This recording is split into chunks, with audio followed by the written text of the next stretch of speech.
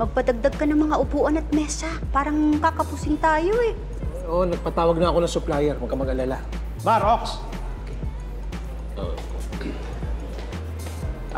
Magdagdag kayo ng lulutuin, ha? Marami kayo seserban, ha? Okay, Pat. Sige, maganda na kayo. Sige na. Sige po.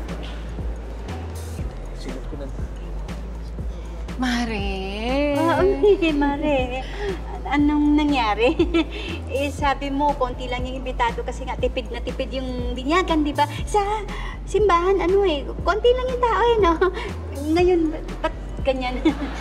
Sorry. Hindi ko na kasi napigilan eh. Saka di ba, malaki naman yung natipid namin dito sa reception. Di ba, kumare? Oo.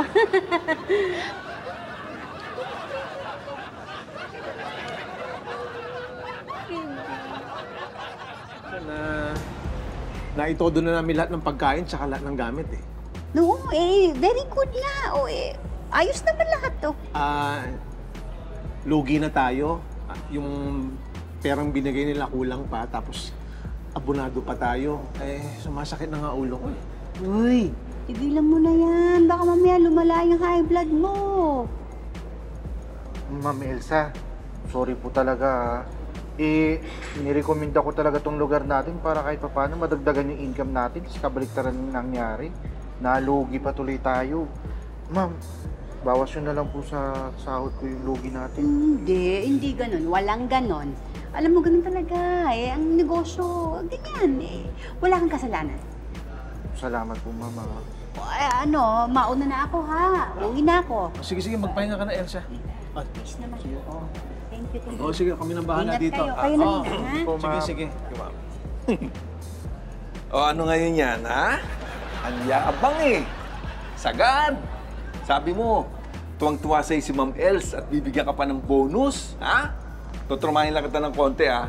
Nalugi na, abonado na, at siyempre nagbigay pa ng pakimkim si Ma'am Els. Ang tawag yan, palpaction to the 9th level. Alam mo ka na mga asar?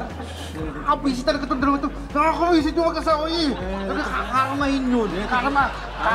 Tigilan nyo na yan. Asang ka pa ng asar. Tama na yan. Dapat kamahin na yun Wala natin magagawa eh. Hindi ko asar pa asar eh. Tama na. Yabang kasi. Hindi. Pusan natin. Okay na yan eh. Hey guys! Nice party! Hello, friends. Hi, sir. Ba't ka nandito nung ginagawa mo? Ay, di mo ba alam? I'm a ninong. Pinakiusapan ako ni Eden sa ni Connie. Kilala mo rin sila? Well, pinakilala ko niya. As a matter of fact, nag-meeting na kami and they're going to invest in my new business. How good can that be? Yeah! Rox, nakabawi ka na. Pinarating mo dito yung buisit na mag-asawa. Ito ang karma ng mag-asawa. Pawi! Akalain mo, ang dami natin natanggap na pakimkim. Alam mo, tama yung naging desisyon mo na kumuha ng 10 pares ng ninong at nina. Mayayaman pa.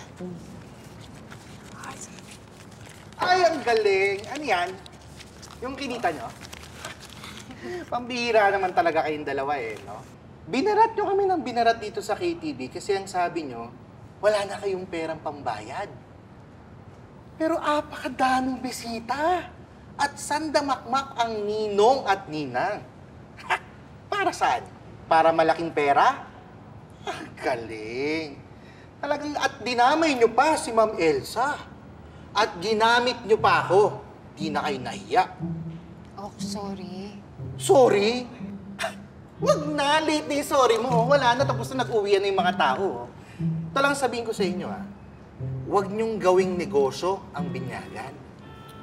Ang pagkuha ng ninong at ninang, para yung pagkuha ng pangalawang magulang na titingin sa kagagabay sa mga anak niyo.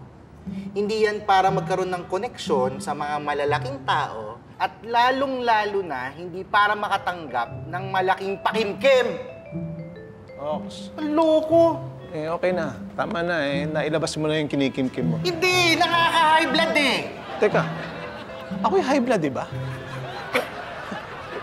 Ikaw ba?